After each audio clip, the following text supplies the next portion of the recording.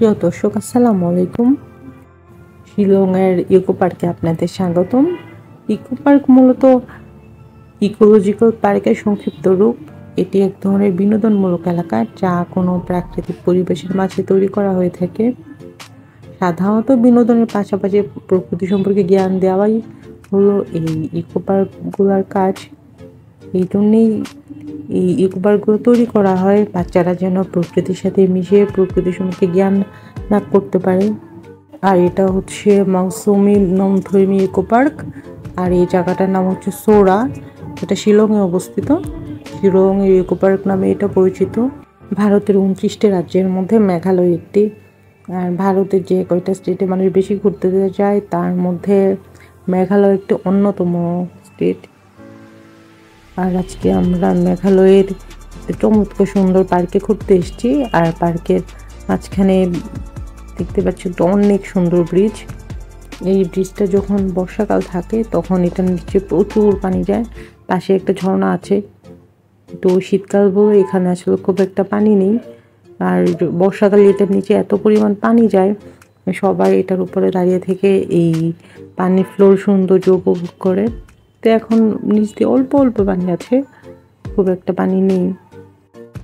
আমরা ব্রিজটা ক্রস করে অপর প্রান্তে যাব, কারণ এইটা হচ্ছে পার্কের এক প্রান্তে, মাঝখানে হচ্ছে ব্রিজটা। এর পাশে কি কি আছে আমরা দেখতে যাব। এখানে দেখতে পাচ্ছেন অল্প অল্প পানি যাচ্ছে, কিন্তু বর্ষাকালে এখানে অনেক পানি যায়। এখানে যে অল্প অল্প পানির ফ্লো, এখানে অল্প অল্প পানি গিয়ে ঝর্ণাটা ছোট আকারে নিচে পড়ছে। কিন্তু বর্ষাকালে এখানে মনে হয় যে সমুদ্রের মতো পানি, এই অবস্থা থাকে। তবে দূরে অল্প মেঘ দেখা যাচ্ছে। এই যে দেখতে পাচ্ছেন এখানে কম কম পানি। এখন চাইলে নিচে হাঁটাও যায়, যে দেখতে পাচ্ছেন অনেকে বসে পিকচারও তুলছে।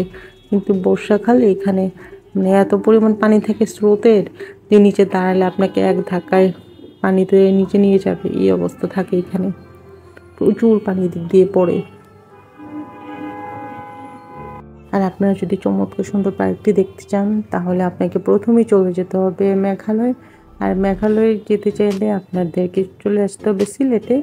প্রথমে ভারতের ডাউকি বর্ডার দিয়ে আপনাদেরকে এখানে প্রবেশ করতে হবে। তবে ভ্রমণ শুরু করার আগে অবশ্যই যে জিনিসগুলো আপনার সাথে রাখা উচিত সেটা হচ্ছে পাসপোর্ট, ব্রাশ, টুথপেস্ট, তোয়ালে, টিস্যু, পাওয়ার ব্যাংক থাকলে ভালো, কারণ অনেক সময় সেলফোনে চার্জ থাকে না, আপনারা তখন ছবি তুলতে পারবেন না। আর এসব ছাড়া আরও কিছু দরকার, সেটা হচ্ছে আপনার প্রয়োজনীয়, যেমন পাসপোর্টের ফটোকপি, তারপর ট্রাভেল ট্যাক্স এর ফটোকপিগুলো সাথে রাখলে ভালো। যারা সিলেট থেকে রওনা দেবেন তারা সকাল 6টা সাড়ে 6টার মধ্যেই সিলেট থেকে তামাবিলের উদ্দেশ্যে রওনা দিলেই হবে। আর যারা সিলেটের বাইরে থেকে আসবেন তারা এমনভাবে রওনা দেবেন যেন সিলেটে 6টার মধ্যে পৌঁছাতে পারেন। আর সিলেট থেকে 6টার মধ্যে যদি আপনারা রওনা দেন, যদি ট্রেনে করে আসেন তাহলে স্টেশন থেকে, আর যদি বাসে করে আসেন তাহলে তো হুমায়ুন রশিদ চত্বর আছে, সেখান থেকে আপনার ঘন্টাখানিক লাগবে এখানে পৌঁছাতে। অনেক সময় 1.5 ঘন্টার মতো লাগে। তো অবশ্যই চেষ্টা করবেন 8:30টার মধ্যে এখানে পৌঁছতে, কারণ 9টা থেকেই কিন্তু ইমিগ্রেশন শুরু হয়ে যায়। যত দেরি করবেন তত কিন্তু লাইন লম্বা হবে, আপনার কষ্ট হয়ে যাবে, আপনার অনেকক্ষণ ধরে দাঁড়িয়ে থাকতে হবে। তাড়াতাড়ি গেলে সুবিধা হবে, আপনারা বর্ডার পার হয়ে বিভিন্ন স্থান ঘুরে দেখা শুরু করে নিতে পারেন। একটু বেলা গড়িয়ে 11টা বেজে গেলেই বিপদে পড়া যেতে পারে, এবং ভিড় বেশি হলে বর্ডার পার হতেও 5-6 ঘন্টা টাইম লেগে যেতে পারে। তবে বাংলাদেশে 9টার সময় মানে ইমিগ্রেশন শুরু হয়ে গেলেও অনেক সময় দেখা যায় খুব আর্লি যদি ইমিগ্রেশন শেষ হয়ে যায় তখনও ভারতের ইমিগ্রেশন কিন্তু খুলে না। তো এই জন্যে 9টা, 9:30 বা 10টার মধ্যে ইমিগ্রেশন শেষ হলে ভালো। আর মেঘালয় ভ্রমণের জন্য আপনারা 3 ধরনের গাড়ি পেয়ে যাবেন, মানে ট্যাক্সি 3 থেকে 4 জনের, যেটা আমরা নিয়েছিলাম। আর সুমো একটা আছে 7 থেকে 8 জন, এবং ট্রাভেলার একটা আছে 15 থেকে 16 জন। এই 3 ধরনের গাড়ি আপনাদের চাহিদা অনুযায়ী ভাড়া করে নিতে হবে। তবে আমরা 3 থেকে 4 জনের যে গাড়িটা সেটা 2500 রুপি করে নিয়েছিলাম, 3 জনের জন্য, মানে 3 দিনের জন্য নিয়েছিলাম। আর 7 থেকে 8 জনের যেটা সেটা পড়বে আপনার 5 থেকে 6 হাজার। আর 10 থেকে 15 জনের বা 16 জনের যেটা এটা পড়বে আপনার 10 থেকে 12, 13, 15। এটা হচ্ছে সিজন অনুযায়ী। যদি আপনি অফ সিজনে যান তাহলে আপনার কম টাকা পড়বে, আর যদি একদম ভরা মৌসুমে যান তখন আমরা যেটা 2500 টাকা করে নিয়েছি সেইটাই পড়ে যাবে 3000, 4000 এর মধ্যে। যে ইকো পার্ক লেখা একটা আছে, হোয়াইট কালার স্টোন দিয়ে, এটা অনেক দূর থেকে দেখা যায়। তো আমরা অনেকক্ষণ ধরে হাঁটতে হাঁটতে এই লেখাটার কাছে চলে এসেছি। এটা অনেক কাছ থেকে হয় দেখা যাচ্ছে না, বাট এই লেখাটা কিন্তু অনেক দূর থেকে দেখা যায়। তো ইকো পার্ক লেখাটার পাশে এখানে একটা ছোট্ট পার্কের মতো আছে, এখানে বাচ্চাদের জন্য দোলনা, স্লাইড এর ব্যবস্থা আছে। এখানে কিন্তু বড়রাও চড়তে পারে, আমিও চড়েছিলাম দোলনাগুলোতে। এই রাইডগুলো যথেষ্ট স্ট্রং, মানে বড় বড় যারা আছে তারাও চড়তে পারে, প্রবলেম হয় না। কিছুক্ষণ রাইডে চড়ে আমি আবার সামনের দিকে এগোনো শুরু করলাম।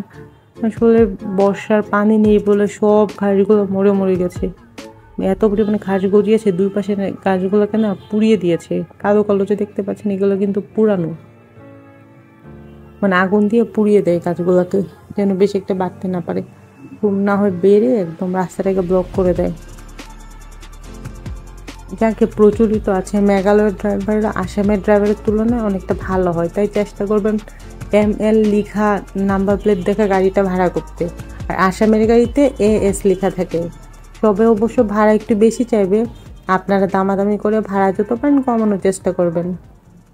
যাক, অবশেষে আমরা প্রায় 10:30, 11 দিকে আমাদের যাত্রা শুরু করি। আমরা তো আগে থেকেই কোন কোন জায়গায় ঘুরবো সেটা দেখে রেখেছিলাম। তো সেই অনুযায়ী আমরা প্রথমে উমক্রিম ফলস দেখি, তারপর বোরহিল ওয়াটারফল, তারপরে আমরা যাই মাউলিলং ভিলেজে।